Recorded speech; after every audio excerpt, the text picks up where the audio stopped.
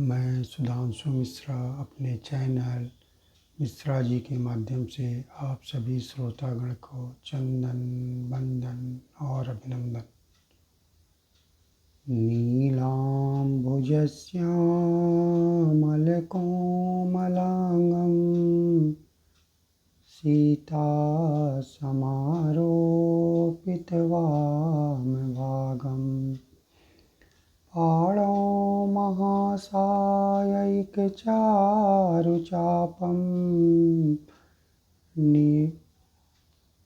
नमामि रामं रघुवंशनाथं।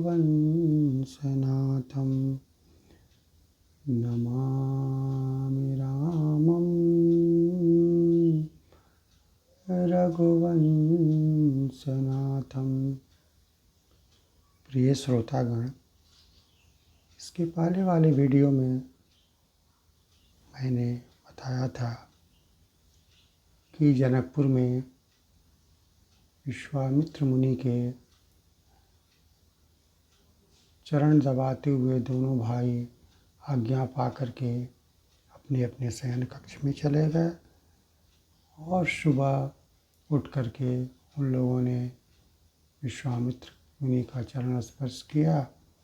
नित्य क्रिया से निवृत्त होने के बाद मुनि ने कहा कि राम और लक्ष्मण आप अब जाइए और जा कर के पुष्प वाटिका से फूल ले आइए। गुरु की आज्ञा पा करके सर नवा करके दोनों भाई जनक जी के पुष्प वाटिका में पुष्प लेने गए। जब वहाँ गए तो वो लोग पुष्प वाटिका की सुंदरता देख करके मंत्रमुग्ध हो गए। वो कभी कल्पना भी नहीं किए थे कि इतना सुंदर भी पुष्प वाटिका हो सकता है। उसकी सुंदरता की बखान करते हुए गोस्वामी तुलसीदास जी लिखते हैं, नव पल्लव पल सुमन सुहाए, निज संपत्ति सुर रूख लजाए, चातक कोकिल कीर चकोरा, कूजत बिहग नटत कल मोरा। यानी कि पुष्प वाटिका में नए नए पत्ते, फल और फूलों से युक्त सुंदर वृक्ष अपनी अपनी मनोरम दृश्य बिखेर रहे थे। ऐसा दृश्य था कि कल्प वृक्ष भी लजाने वाले था। उस पुष्प वाटिका में पपीहे, कोयल, तोते और चकोर की मीठी बोलियां उस वातावरण को और ही खुशनुमा बना रहे थे। इतना ही नहीं, सुंदर मोर पक्षी नृत्य कर रहा था। ये सब दृश्य देख करके प्रभु को लगा कि शायद बसंत ऋतु आ गया है। स्मरणीय है कि प्रभु जब पुष्प वाटिका में गए तो उस समय शरद ऋतु था, लेकिन वहाँ का दृश्य ऐसा था कि लग रहा था कि पूरे वाटिका में बसंत ऋतु का ही आगमन हो गया है। बसंत ऋतु अपने आलिंगन में पूरे बाग को ले लिया है। पपीहे, कोयल, तोते और चकोर अपनी मीठी बोलियों से उसको सुशोभित कर रहे थे और सुंदर मोर नृत्य कर रहा था। यहाँ पर कुछ विद्वानों ने पपीहे, कोयल, तोते, चकोर और मोर को बड़ी ही अच्छे भक्त के रूप में व्याख्या करने का प्रयास किया है। विद्वानों का मानना है कि भक्त 4 प्रकार के होते हैं। पहला भक्त आर्त। पहले भक्त को आर्त बोलते हैं, जो दुखी होने पर भक्त बनता है। यानी वो इतना दुखी होता है कि अपने दुख दूर करने के लिए ईश्वर की वंदना करता है, उसी भक्ति में लीन हो जाता है, उसे हम आर्त कहते हैं। विद्वानों ने कोयल को आर्त भक्त के रूप में दर्शाया है। दूसरे तरह का भक्त होता है अर्थार्थी, यानी कि जो धन की कामना से ईश्वर का भक्त बनता है, ईश्वर की विनती करता है। और यहाँ पर विद्वानों ने तोता को अर्थार्थी बताया है। तीसरा भक्त होता है ज्ञानी, जो सब कुछ जान चुका होता है, फिर भी वो निश्चल भाव से ईश्वर का भजन कीर्तन करता है और भक्ति करता है। उसे हम ज्ञानी कहते हैं, ज्ञानी भक्त। और यहाँ ज्ञानी भक्त चकोर को बताया गया है। चौथा पक्षी है चातक, और चौथे भक्त की श्रेणी है जिज्ञासु, जो कुछ जानने के लिए ईश्वर का भजन कीर्तन पूजन करता है। वो जिज्ञासु भक्त कहलाता है। और यहाँ जिज्ञासु भक्त की श्रेणी में चातक को लाया गया है। यानी कि चार पक्षी जो अपनी मीठी वाणी से पुष्प वाटिका को सुशोभित कर रहे थे, वहाँ विद्वानों ने इन चारों पक्षियों को चार भक्तों के रूप में माना है। कोयल को आर्त भक्त, तोता को अर्थार्थी भक्त, चकोर को ज्ञानी भक्त और चातक को जिज्ञासु भक्त। लेकिन सबसे ऊपर एक भक्त होता है, वो होता है प्रेमी भक्त। उसे किसी चीज़ की कामना लालसा नहीं रहती, कुछ जानने की भी ज़रूरत नहीं रहती, ज्ञान की भी आवश्यकता नहीं है। जो प्रेमी होता है वो निश्चल भाव से प्रेम मगन में हमेशा लौलीन रहता है, नाचते रहता है, ईश्वर का गुणगान करते रहता है।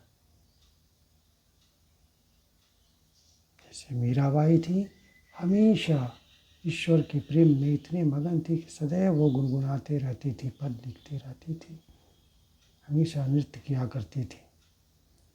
और वहीं प्रेमी भक्त के रूप में विद्वानों ने यहाँ मोर को बताया है। जो मोर अपने नृत्य से उस वातावरण को इतना अच्छा बना दे रहा है, जैसे कि लग रहा है कि बसंत ऋतु आ गया है। और मोर प्रेमी भक्त के रूप में दर्शाया गया है, ताकि वो निश्चल भाव से नृत्य करते हुए सबके मन को जीत रहा है।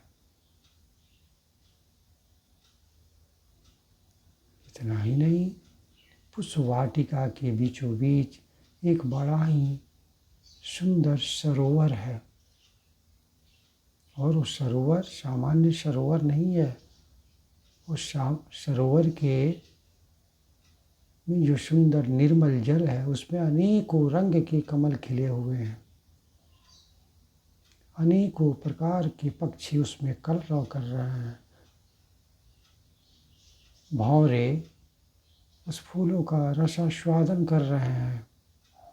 और इतना ही नहीं, सबसे बड़ी बात थी कि उस सरोवर की जो सीढ़ियाँ थीं वो मणियों से ढक गई थीं।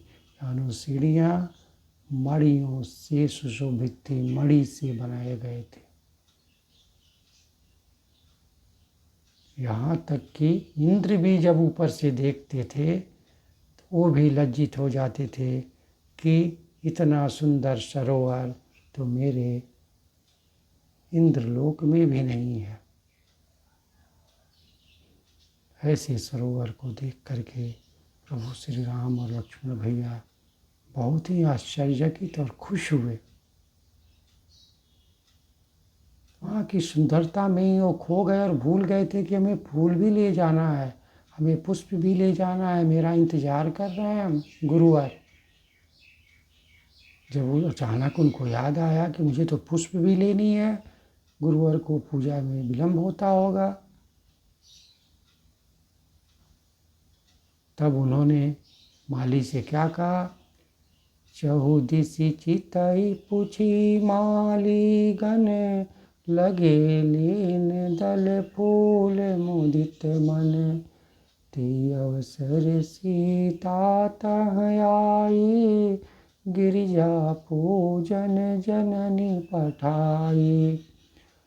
चारों ओर दृष्टि डालने के बाद उन्होंने मालियों से अनुमति ली और अनुमति मिलने के बाद वो प्रसन्न मन से पुष्प लेने गए।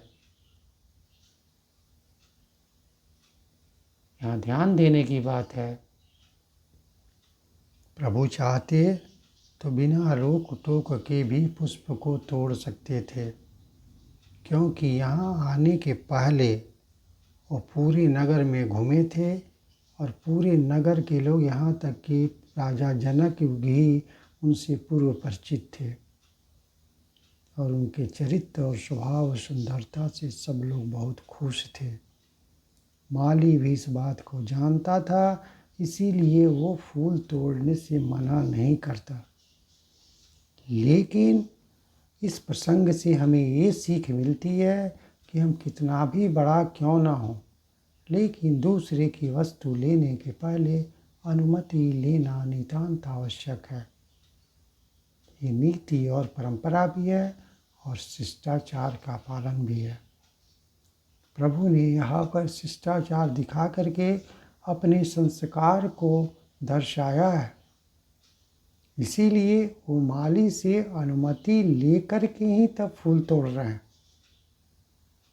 कहने का तात्पर्य है कि जब भी हम किसी की वस्तु का उपयोग करना चाहें तो बिना उसकी अनुमति का हमें उसका उपयोग नहीं करना चाहिए। यही नीति है, परंपरा है और यही शिष्टाचार और संस्कार भी है। प्रभु पुष्प तोड़ रहे हैं, पुष्प ले रहे हैं, उसी समय माता गिरजा की भवानी की मंदिर, माँ गिरजा भवानी की मंदिर सरोवर के किनारे ही है। वहीं पर सीता मैया अपनी सखियों के सहित पूजा करने आई, क्योंकि उनकी माँ सुनैना जो थी, धनुष यज्ञ के पहले उन्होंने माता सीता को बताया कि तुम कुंवारी कन्याओं के साथ जाओ और गिरजा भवानी की पूरे तन मन से पूजा करो और मनवांछित फल मांगो, जो मन में हो वहीं वर मांगो। सीता मैया बोली, माँ आप नहीं चलेंगे? सुनैना ने कहा कि नहीं, इस पूजा में सिर्फ कुंवारी कन्या ही जाती हैं, इसलिए मैं नहीं जा सकती। माँ के आदेश पा करके सखियों सहित उसी सरोवर के किनारे स्थित गिरजा भवानी के मंदिर में माता सीता पूजन करने गई। उसी समय एक जो थोड़ी नटखट सखी थी, वो वहीं से पुष्प वाटिका घूमने चली गई। पुष्प वाटिका घूमने गई, घूमने के क्रम में उसने उन दोनों राजकुमार को देखा और इतने प्रेम में विह्वल हो गई कि वो सुध ही खो बैठी कि मैं कहाँ हूँ, कहाँ आई हूँ और लौट करके फिर कहाँ जाना है। कुछ देर के बाद अपने आप को संभाली और उनकी सुंदरता को अपने आँखों में समेटे हुए वहाँ से दौड़ी हुई आई और आकर के वो सखियों से कही, बाग बिलोकन राजकुंवर दो आए, बाग बिलोकन राजकुंवर दो आए। सगिया पूछी, अरे कौन से राजकुमार हैं, देखने में कैसे हैं कि तुम इतना खुश हो? सखी बोली, वो दोनों किशोर अवस्था के हैं और बहुत सुंदर हैं, और उसमें बड़े वाले जो हैं सांवले हैं और छोटे वाले गोरे हैं, लेकिन उनकी सुंदरता की मैं बखान नहीं कर सकती। मेरे पास कोई शब्द नहीं है। तुलसीदास जी ने यहाँ बड़ा अच्छा इसके लिए सुंदरता का वर्णन करने के लिए एक चौपाई लिखी है। श्याम गौर किमि कौं बखानी, गिरा नयन नयन बिनु बानी। यानी कि सखी के पास न वाणी में नेत्र थी, न नेत्र की वाणी थी। आँखों से बताती थी तो मुंह बंद हो जाते थे, मुंह से बोलती थी तो आँखों में उनकी सुंदरता समा जाती थी। इतना भाव विह्वल हो गई थी उनकी सुंदरता को देख करके कि कुछ बोल ही नहीं पा रही थी। उसी पर एक सखी ने कहा, अरे ये तो वही राजकुमार लग रहे हैं जो कि कुछ देर पहले पूरे नगर में घूम कर के सारे स्त्री पुरुष को अपने प्रेम के वश में कर लिया है। जहाँ जाओ उन्हीं की छवि का वर्णन होता है। यहाँ तक कि राजा जनक भी उनकी सुंदरता से मोहित हो गए हैं। वो भी उन दोनों बच्चों से मिल चुके हैं, दोनों कुमारों से मिल चुके हैं। सखी ने सीता जी को कहा, चलो सखी, हम लोग भी आज उनसे मिल लेते हैं।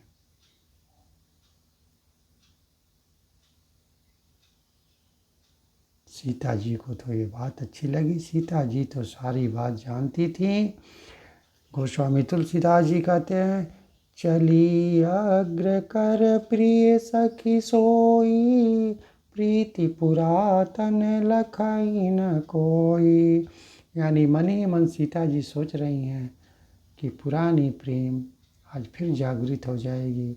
नए सिरे से अपने स्वामी को देख करके हम अपने आँखों को भरपूर सुकून दे पाऊँगे, उनको नेत्रों में भर करके अपने हृदय में उतार पाऊँगी। क्योंकि वो तो जानती थी कि मेरे वो प्रभु स्वामी विष्णु ही हैं।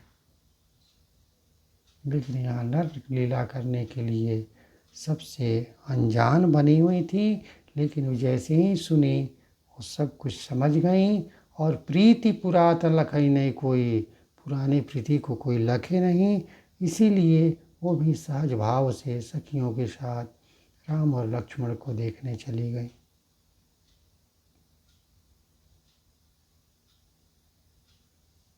धीरे धीरे कदम बढ़ाते हुए वो आगे बढ़ते जा रही हैं। और उधर श्री रामचंद्र जी लताओं के ओट में अपने अनुज लक्ष्मण जी के साथ फूल तोड़ रहे हैं। लेकिन दूर से ही उन्हें किसी के कंकड़ यानी हाथों के कड़े, करधनी और पाजेब की मीठी ध्वनि सुनाई दी। और ये ध्वनि कोई सामान्य नहीं थी। उनको लगा कि ये ऐसी ध्वनि है। वो ध्वनि सुनने के बाद उनका मन इतना चंचल हो गया, इतना भाव विह्वल हो गया कि लगा कि कामदेव ने विश्व को जीत लिया है। और चारों तरफ वो नज़र दौड़ाने लगे कि ये आवाज़ कहाँ से आ रही है, ये ध्वनि कहाँ से आ रही है।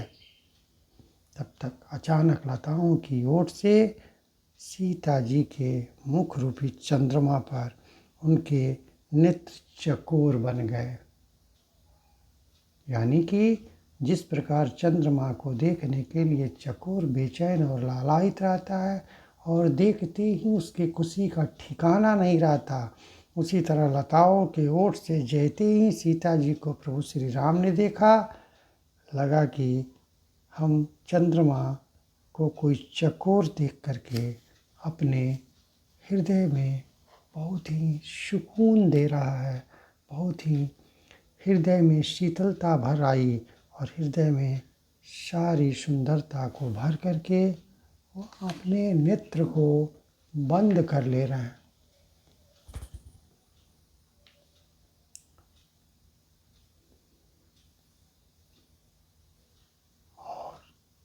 सीता जी भी सखियों के कथनानुसार बेचैन थीं कि वो शोभा कहाँ दिखाई दे रही है। वो रूप का दर्शन करने के लिए बेचैन थे।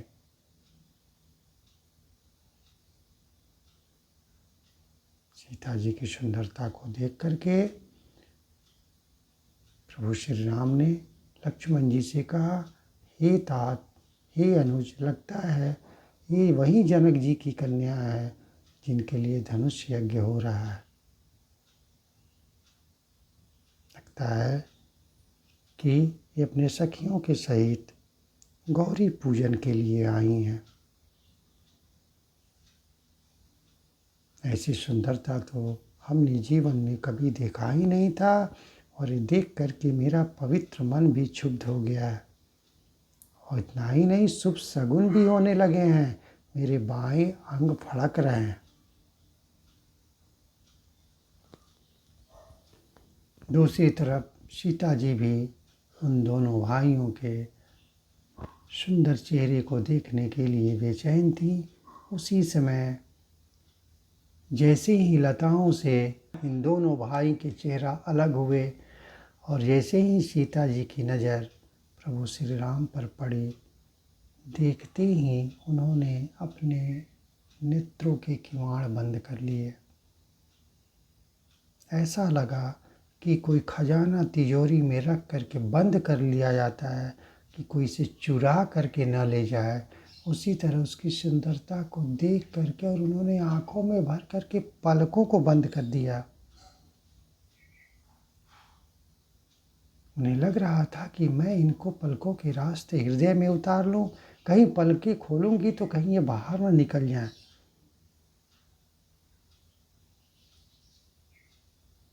उन्होंने अपने पलकों को बंद कर लिया। बहुत देर तक इसी स्थिति में रहीं। तब सखियों ने कहा कि सीता, आप पलकों के किवाड़ लगा ली हैं, आप पलकों के किवाड़ को खोलिए और जी भर के उनको देखिए। गिरजा भवानी की पूजा तो थोड़ा देर बाद भी हो सकती है, लेकिन पता नहीं ये सुंदर दृश्य फिर देखने को मिले या ना मिले। सखियों के कहने पर सीता जी ने आँखों को खोला, पलकों को उठाया और एक टक वो प्रभु श्री राम को देख रही हैं, और उधर से प्रभु श्री राम एक टक सीता जी को देख रहे हैं। दोनों अपने अपने सुध बुध खो चुके हैं। उनको पता ही नहीं कि हम फूल तोड़ने आए हैं, और सीता जी को ये पता ही नहीं कि हम गौरी पूजन करने आए हैं। कुछ देर के बाद सखियों के आहट से सीता जी की तंद्रा टूटी और थोड़ी लज्जित हो गई, शर्मा गई।